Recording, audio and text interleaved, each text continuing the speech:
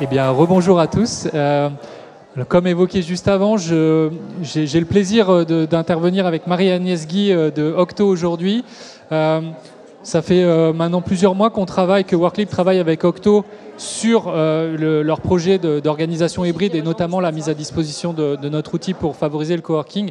Mais on voulait surtout laisser la parole à Marie-Agnès pour qu'elle revienne sur comment ils se sont structurés, notamment, comme je le disais, leur structuration autour de l'auto-organisation en équipe est assez passionnante. Et donc, Marie-Agnès, je te laisse la parole. Merci beaucoup. Alors, très très rapidement, je vais revenir sur qui est Octo pour que vous puissiez comprendre en fait la suite des éléments que je vais vous proposer. Donc Octo, c'est une ESN, c'est un cabinet d'informatique. On fait beaucoup de delivery. Quand on parle de delivery, ça veut dire de la conception d'un produit informatique, que ce soit une app, du front, du back, enfin n'importe quoi, jusqu'à sa mise en production. Et il y a également une activité de consulting. Ce qui est intéressant, c'est que, vous voyez, le petit Tipeee, c'est pour évoquer que nous ne fonctionnons pas avec une hiérarchie traditionnelle. Il n'y a pas de management réel, c'est plutôt du mentoring. On est organisé en tribus. Une tribu, c'est une sorte de communauté d'expertise qui elle-même est entourée dans un plus gros groupe qui est un atelier, qui va être quelque chose du type cloud ou bien data, donc une expertise encore plus grande. Donc pas vraiment de management. Ce sont que des experts, donc des vrais gros tech, des gros geeks. Et pour reprendre la partie sur l'IA de tout à l'heure, c'est typiquement des personnes qui vont coder ChatGPT. Pas ceux ils vont l'utiliser, mais ils vont surtout coder. C'est des personnes qui ont des convictions très fortes, et donc ils vont être capables de vous dire que ChatGPT, c'est un drame pour l'humanité en termes de société, enfin par rapport aux enjeux sociétaux et par rapport à l'environnement, et que du coup, il ne faut pas l'utiliser. Enfin voilà, c'est des personnes très expertes, convictions fortes, qui font toujours du sur-mesure, qui ont toujours un discours un peu différent, qui vont pas dire oui, amen à tout ce que pense le client, mais au contraire, qui vont lui dire que là, non, on va pas le faire, parce que c'est pas ça qu'il faut faire. Ils vont proposer des choses parce qu'ils savent que c'est comme ça que ça fonctionne, ou que comme ça va fonctionner. Donc vous l'aurez compris, on peut pas les manager comme on veut, ils ont besoin de liberté, ils ont besoin de flexibilité, et c'est aussi des personnes qui ont besoin qu'on les écoute. Alors du coup, pour nous, l'hybride, c'est pas vraiment un choix, c'est une obligation. Si on veut les garder, si on veut qu'ils soient heureux, si on veut qu'ils soient efficaces, on doit leur proposer cette solution. Donc, la complexité, c'est qu'il n'y en a pas beaucoup, des experts comme ça. C'est des marchés qui ont du coup extrêmement tendus, parce que notre concurrence directe, ce sont des licornes, donc des gens comme Doctolib, comme Conto, donc des personnes qui ont pas de clients directs comme nous, c'est-à-dire que nous, ce sont des consultants, donc il faut à la fois qu'on suive notre culture à nous, mais aussi celle des clients chez lesquels on envoie nos consultants, à la différence de toutes ces licornes ou de ces sociétés pure tech qui, elles, n'ont que leur culture à elles à générer. Et puis surtout, et ça tu l'as évoqué tout à l'heure, ce sont des talents qui ont des aspirations profondes très fortes, qui ont un besoin de sens très fort. Et ça nous amène à avoir des exemples assez intéressants. Je vais vous proposer 2 cas qui sont certes exceptionnels, mais qui existent. Le premier, c'est une personne qui est extrêmement impliquée dans l'environnement et dans tout ce qui va être numérique responsable. C'est une personne, du coup, qu'on a à 50% chez nous. On lui a proposé cette option-là pour qu'il puisse, en parallèle, s'occuper de sa ferme en permaculture. Alors, c'est clairement une personne qui n'habite pas en Île-de-France. Il est dans la région de Limoges. Et pour nous, c'est un expert qui est exceptionnel parce qu'il a une très très forte expertise dans le domaine de numérique responsable. On en a besoin, on est très content de l'avoir. Il communique énormément, il fait des conférences, il écrit des livres, et c'est un talent dont on ne peut pas se passer. Donc c'est complètement OK pour nous de lui proposer 50%, de lui proposer de ne pas habiter en Île-de-France et de s'adapter à son rythme. On a un autre cas, c'est une personne qui, lui, fait de la poterie. Donc c'est un artiste qui, pareil, a un temps qu'on a ajusté pour qu'il puisse exprimer son art. Il habite assez loin, dans le Lot, mais c'est OK, parce que comme il s'exprime dans son art, il est par ailleurs, quand il est chez Octo, extrêmement enthousiaste, engagé, et c'est ça qu'on veut. Des collaborateurs qui sont enthousiastes, engagés, et qui font leur travail avec plaisir. Alors, pour nous, finalement, l'hybride, ça va être le cœur de 3 choses. On s'adapte évidemment aux besoins des Octo, donc aux besoins de nos collaborateurs. Mais on a aussi une culture très forte. Chez Octo, notre culture, elle est plutôt très collective. On a besoin d'être ensemble, on travaille ensemble, on pense, on réfléchit, on discute.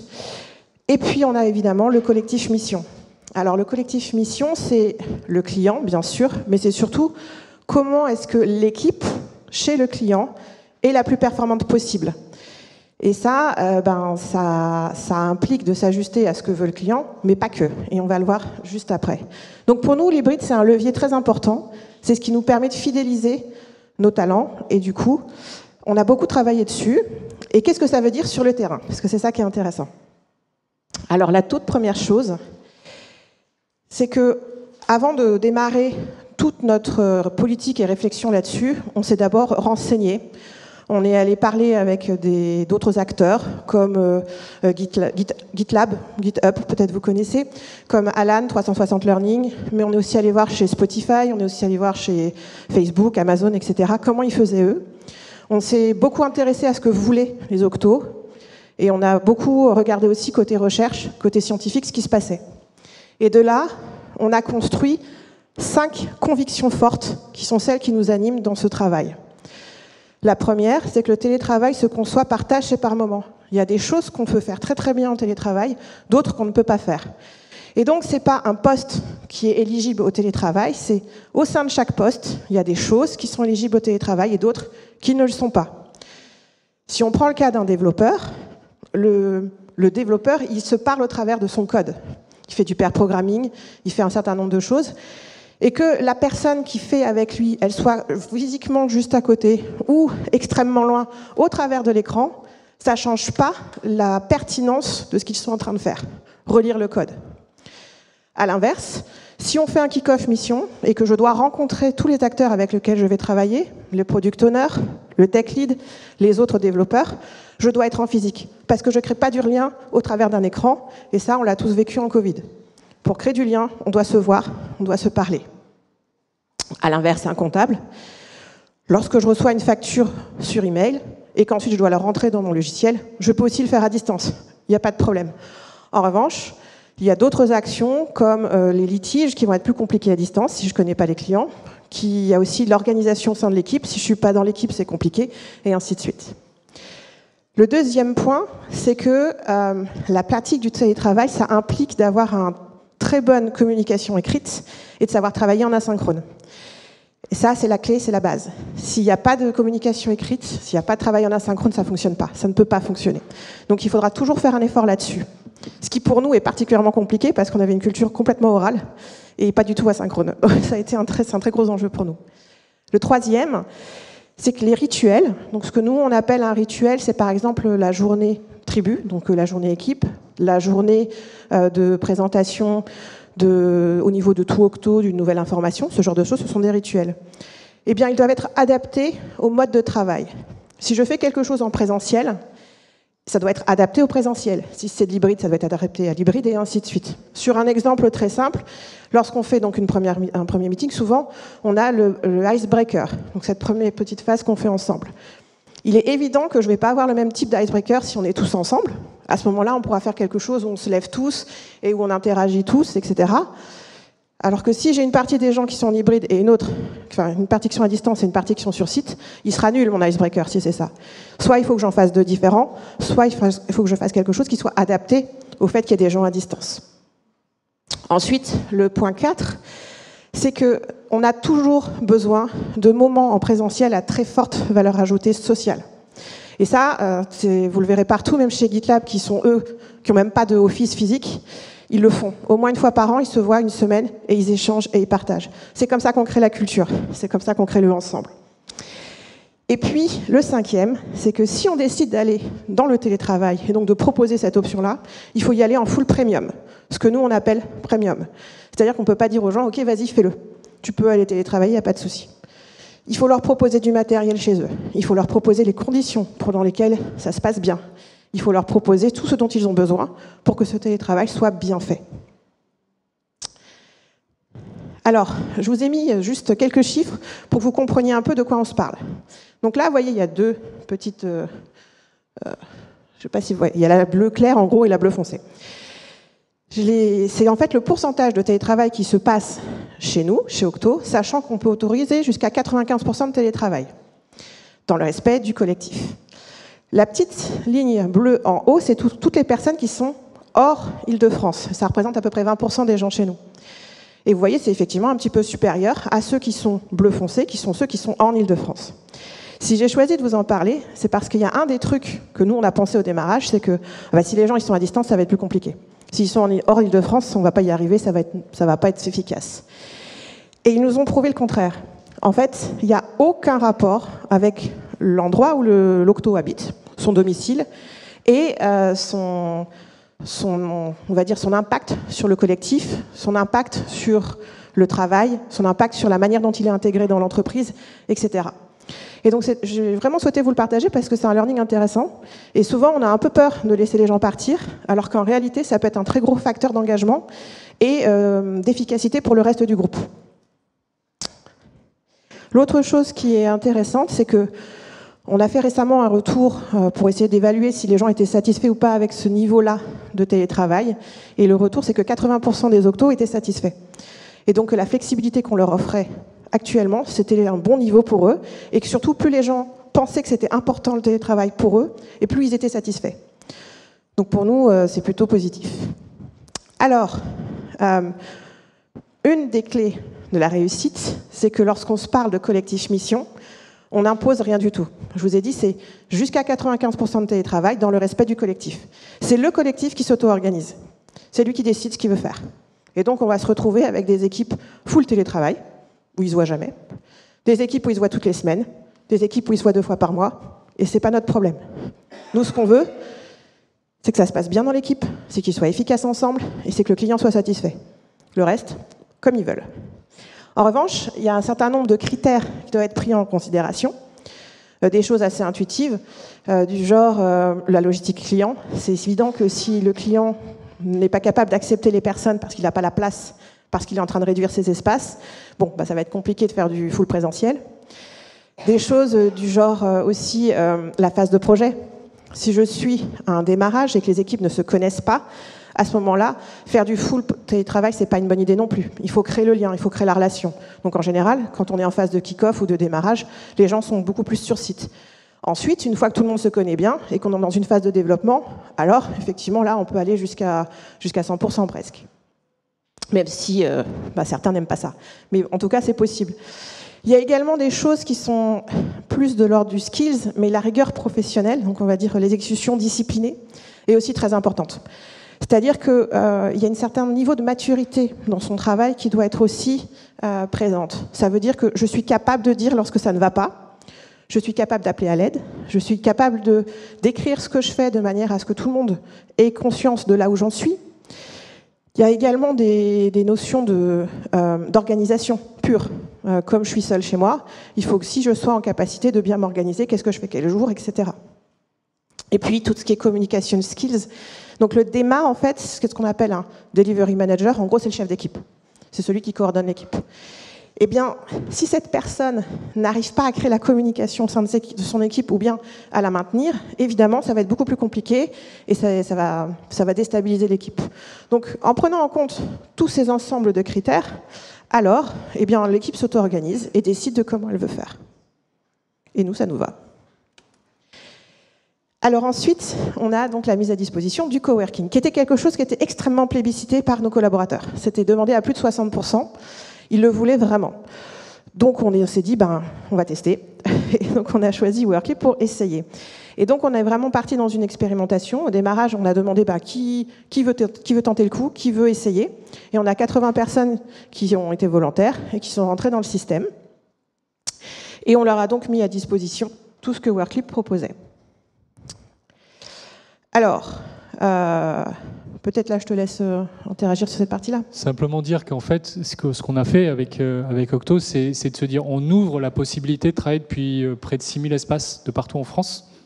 et de le faire facilement. C'est-à-dire que pour le salarié, ce soit hyper fluide, ce soit comme un ticket restaurant, qu'il puisse juste décider où il va travailler, il réserve et il n'a plus rien à faire, et on s'occupe de tout le reste derrière, il n'y a pas de sujet de finances, etc.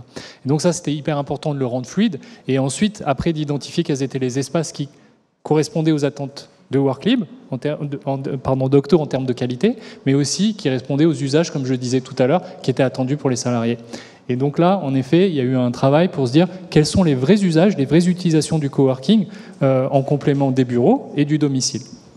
Oui, et donc pour vous donner des exemples, l'aspect communauté est pour nous très important parce que, donc vous l'avez vu, on a 20% des personnes qui ne sont pas en Ile-de-France et ils se regroupent quand même dans des endroits un peu les mêmes. Donc on va avoir un certain nombre de hubs, on a Nantes, Toulouse, Lyon, Lille. Et c'est quelque chose du coup qu'ils apprécient particulièrement. Ceux qui savent, ils savent qu'ils habitent les uns près des autres. Et ils se donnent rendez-vous dans les lieux qui leur plaisent. Notamment à Nantes, il y en a un qui leur plaît beaucoup parce que c'est une ancienne église qui a été transformée. Donc ils trouvent ça génial. Et donc ils s'y retrouvent au moins une fois par semaine. Donc ça recrée un lien et ça leur recrée un mini Octo. Donc ça c'est assez intéressant. Au niveau du lien social, c'est aussi parce que lorsque je suis chez moi et que je veux télétravailler, je ne suis pas toujours dans les meilleures conditions possibles. Je peux avoir du bruit chez moi, je peux avoir un animal, genre un chat, si vous avez eu un chat, qui se met systématiquement sur mon écran. Je peux avoir aussi juste un espace trop petit dans lequel j'ai besoin du coup, de sortir aussi. Et du coup, la possibilité d'aller dans un lieu fait pour, avec d'autres personnes, mais qui n'est pas à 1 heure de chez moi, c'est un plus. Et donc c'est vraiment quelque chose qui est beaucoup utilisé dans ce sens-là. Et le dernier usage, c'est pas le plus gros, mais c'est un usage qui plaît beaucoup, c'est la possibilité, lorsque je suis en traquance, donc les traquances, c'est des travail-vacances, c'est une contraction, ça vient du Québec, qui veut dire que je pars avec, par exemple, ma famille en vacances quelque part, mais moi, je travaille quand même. Et donc, j'ai peut-être besoin d'être dans un lieu plus calme que la grande maison familiale pour pouvoir travailler. Et donc, c'est quelque chose qui, là aussi, apporte un plus. Et je peux compléter qu'on voit émerger de plus en plus là, chez tous les clients qu'on peut avoir ce besoin de solutions, que ce soit à la campagne, en bord de mer, etc. Donc depuis 2 ans, il y a eu vraiment une augmentation de ces utilisations d'espaces de travail plus ruraux, en tout cas pas métropolitains. Et donc on voit que c'est une tendance qui monte, même si évidemment la demande reste plus majoritairement des demandes à proximité du domicile ou, comme le disait Marie-Agnès, pour créer ce lien. Et on a plein de retours intéressants, par exemple de PrestaShop, qui est notre client, où en fait, dans un espace de coworking à Pornichet, en bord de mer, en fait, 2 personnes sont venues travailler en même temps, elles se sont rendues compte qu'elles étaient dans la même entreprise, mais qu'elles ne le savaient pas. Et donc, elles se sont rendues compte, finalement, elles travaillaient en full remote, mais qu'elles habitaient à côté. Et donc, ça permet aussi de recréer des espèces de petits bureaux de proximité pour des personnes qui sont en full remote. Donc, il y a plein d'usages assez intéressants et nouveaux qu'on voit apparaître grâce au coworking. Et pour conclure sur cette partie, ce qui est intéressant, c'est que donc on a un peu moins de 1000 collaborateurs. Aujourd'hui, on doit avoir pas tout à fait 200 personnes qui sont inscrites donc, sur la plateforme et qui l'utilisent. Mais ce qui est très intéressant, c'est que pour tous les autres, savoir que s'ils voulaient, ils pourraient, ça fait une énorme différence. Et c'est là où on fidélise les gens. En fait, ils n'ont pas forcément besoin de l'utiliser, mais de savoir qu'ils pourraient. Ou qu'à minima, on leur met à disposition. Pour eux, c'est un plus, et c'est quelque chose de différenciant qui fait qu'ils aiment rester. Et le dernier point qu'on n'utilise pas encore chez Octo, mais qu'on pourrait utiliser, c'est que l'appli permet aussi de réserver potentiellement des places dans le bureau, l'entreprise, ou de déclarer son télétravail à domicile. Donc il y a un usage aussi qui peut être poussé sur le fait de finalement savoir où sont mes collègues et du coup de décider aussi de où est-ce que je vais aller en fonction de ce que j'ai à faire, mais aussi de qui je dois voir. Donc demain, on voit qu'il y a aussi des usages qui ne sont pas uniquement l'externe, mais qui peuvent être globaux sur l'ensemble des espaces de travail. Alors la troisième chose qui est aussi un axe pour nous très important, c'était là pour le coup le vrai lieu de travail classique qui est donc nos locaux qui se situent avenue de l'Opéra. Ces locaux ont été construits bien avant le Covid et comme vous pouvez le voir sur les photos qui sont du coup à votre gauche, c'est pas hyper adapté à l'hybride. Soit on a des salles assez classiques mais sans technique de visio existante avec tout petit écran. Pas hyper adapté ni efficace quand on est en hybride. Parce que quand on est dans la salle et qu'on regarde les gens à distance, ils sont microscopiques sur l'écran, donc voilà, c'est pas très convivial. Parce qu'on n'a pas forcément non plus le Jabra qui va bien et le système audio qui fait que les gens nous entendent correctement à distance. Donc ça, c'est pas efficace. L'autre chose que vous voyez juste en dessous, c'est qu'on a des super espaces collectif de convivialité, mais ils sont vides. Donc les locaux aujourd'hui sont plus du tout adaptés. Donc c'est un de nos plus gros enjeux, d'autant plus que les Octos nous ont fait bien comprendre que ce n'était pas possible de travailler en hybride et que ça, il fallait vraiment le changer. Donc ça, on l'a bien compris. Et du coup, on travaille avec un cabinet d'architectes spécialistes de ce genre de situation et qui sont en plus spécialisés dans les aménagements éco-responsables, enfin en tout cas bas carbone, qui pour nous est très important, je ne l'ai pas évoqué, mais un des engagements les plus forts chez Octo, c'est d'essayer d'être leader dans le numérique responsable. Et ça correspond à un engagement très fort de la plupart de nos collaborateurs. Ils sont tous, à titre perso, assez engagés et ils le sont extrêmement dans leur travail. Donc pour nous, c'est hyper important de répondre aussi à cette demande, de leur montrer que là aussi, on est là et qu'on va dans le même sens qu'eux. Et du coup, on a travaillé avec ce fameux cabinet de la même manière qu'avec Worklib, en test et en validation par la pratique. Donc la première chose qu'on a faite, c'est des ateliers de travail en commun. Donc c'est ce que vous voyez sur l'autre photo. Ce sont des Octos, de vrais Octos, qui sont sur un atelier pour définir quels sont les usages dont ils vont avoir besoin, comment est-ce qu'on peut réorganiser les bâtiments pour que ça corresponde au mieux à ce qui compte pour eux dans le travail hybride. Alors pour conclure, quelques chiffres, j'en ai déjà évoqué certains. La pratique du télétravail, pour nous, c'était quand même un vrai sujet parce qu'on ne voulait pas que le collectif mission soit pénalisé ou que le client soit pénalisé.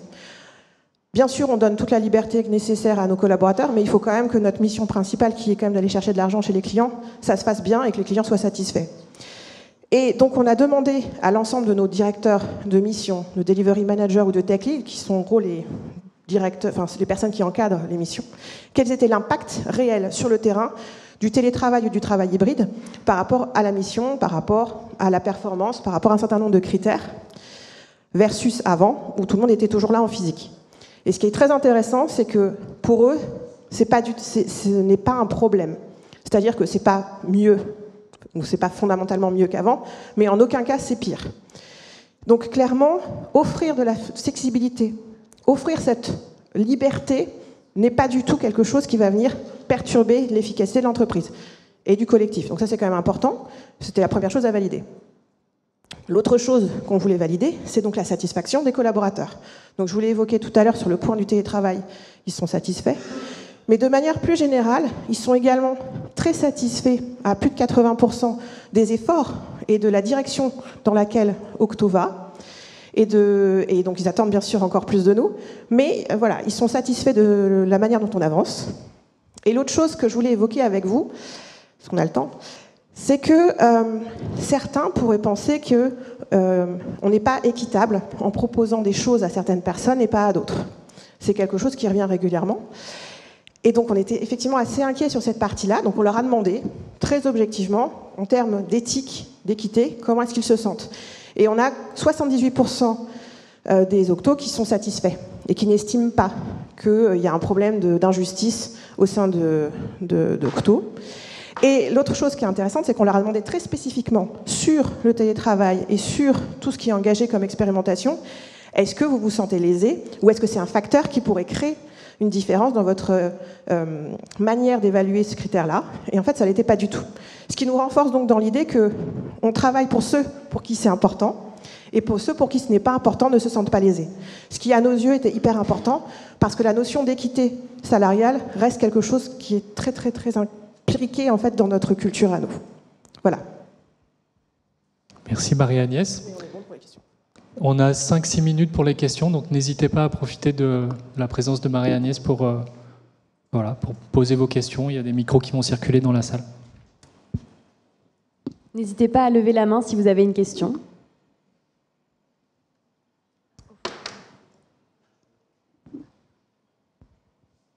Oui. Bonjour. Bonjour. En vous écoutant, je me suis dit, mais tous ces gens qui travaillent en hybride, qui se voient parfois qu'une fois par an, est-ce qu'ils ont toujours une fierté d'appartenance? Alors, il se trouve qu'ils se voient tous les mois au minimum, parce que on a un rituel très fort de tribu. Donc la tribu, c'est notre petite, on va dire, l'équipe. Et que tous les mois, la tribu se réunit. Et c'est le niveau, le cœur du lien dans l'entreprise. Donc c'est par là que tout se fait. Ça a lieu donc une fois par mois. C'est en physique, c'est en présentiel, donc les gens viennent. Et c'est à la fois Collaboratif dans le sens où il va y avoir des retours d'expérience, où il va y avoir des ateliers de travail en commun, mais c'est aussi fun, parce que souvent il va y avoir des choses un peu sympas. Donc ça crée de l'appartenance. Et l'autre chose qui crée de l'appartenance, c'est qu'on a une R&D qui est très forte. Donc on encourage énormément à écrire des articles de blog, des livres, des publications, à faire des conférences, à faire beaucoup de choses de ce goût-là. Et c'est toujours très flagué Octo, et il y a beaucoup de support qui est donné aussi pour les aider à faire ça. Donc ça aussi, ça crée l'appartenance. Merci. Bonjour. Je m'interroge sur d'autres impacts. Donc là, on a évoqué la fierté d'appartenance. Je m'interroge sur l'innovation aussi. Alors vous avez dit que sur l'impact sur le collectif, ça n'avait pas d'impact. Je pense qu'on est tous collectivement convaincus sur la dimension productivité, efficacité, etc.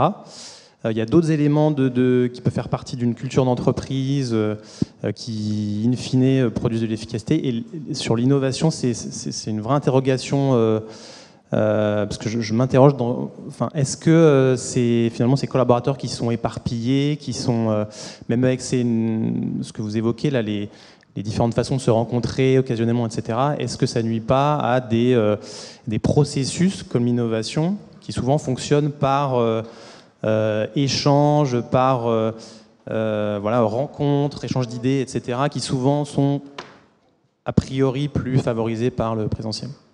Oui, alors ça c'est un point qui est important. Effectivement, en général, l'innovation c'est plus efficace quand on est tous ensemble. Ça, indéniable.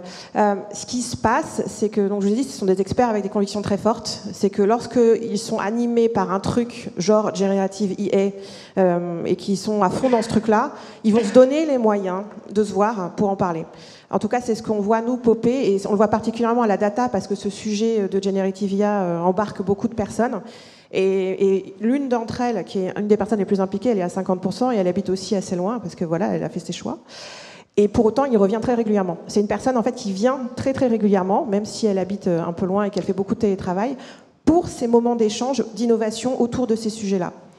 Donc au final, quand on a des personnes très impliquées dans l'innovation, ils viennent plus et ils sont moins en télétravail.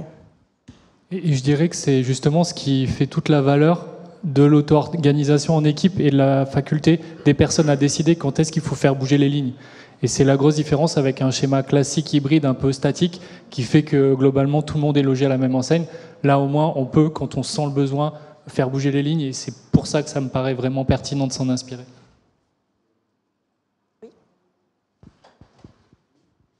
Oui, bonjour Julien, merci beaucoup pour tous ces éléments. Moi j'avais une question sur le management. Vous avez dit qu'il n'y avait pas de management hiérarchique. J'ai compris qu'il y avait quand même un delivery manager. Donc ma première question, est-ce qu'il est vraiment que sur le delivery, ou est-ce qu'il prend en main quelques fonctions un peu régaliennes, traditionnelles du management? Et du coup ma question suivante, c'est comment vous gérez ces éléments-là de promotion, augmentation, incidents, enfin voilà, tout ce genre de choses qui peuvent être... Alors, on va plutôt être sur du mentoring, en fait. Donc, la plupart des choses, elles sont liées par... Donc, on a tous un coach manager, on va dire, un référent, mais qui est plus là pour nous aider à être efficaces dans notre job qu'à nous dire ce qu'on a à faire. Et ce qui se passe, c'est donc pour tout ce qui est éléments de promotion, etc., il y a un point qui est fait en fin d'année. Donc, la personne nous aide à construire un peu notre pitch de pourquoi est-ce qu'on mériterait une augmentation. Donc c'est un slide sur le papier, c'est pas très novateur, mais bon, c'est nous qui devons écrire notre pitch de pourquoi est-ce qu'on pense qu'on a été efficace. Et ensuite, lui, il se charge de nous promouvoir, en fait. Il y a des commissions qui sont transverses et qui, du coup, revoient tous les collaborateurs. Et c'est lui qui promeut ce qu'on fait. Oui, bonjour. Vous avez dit que 60% des collaborateurs plébiscitaient la forme d'organisation que vous avez prise sur le télétravail. Et quid des 40% autres? Qu'est-ce qu'ils disent du coup? Alors c'est 80% des gens qui sont pour, mais il pratique 60% de télétravail. Il y a 80% de personnes qui sont satisfaits. Les autres, alors parce qu'effectivement, il y en a 20% quand même qui ne sont pas forcément totalement satisfaits, c'est deux catégories de personnes principalement. La première, c'est ceux qui regrettent le full présentiel. Il y en a. Pour eux, c'est extrêmement important. C'est des personnes qui aiment beaucoup, beaucoup le collaboratif et qui sont très déçues. Là, on ne peut pas faire grand-chose. On pourra, comme tu l'as dit, on ne pourra jamais faire revenir tout le monde. Ça, c'est pas possible.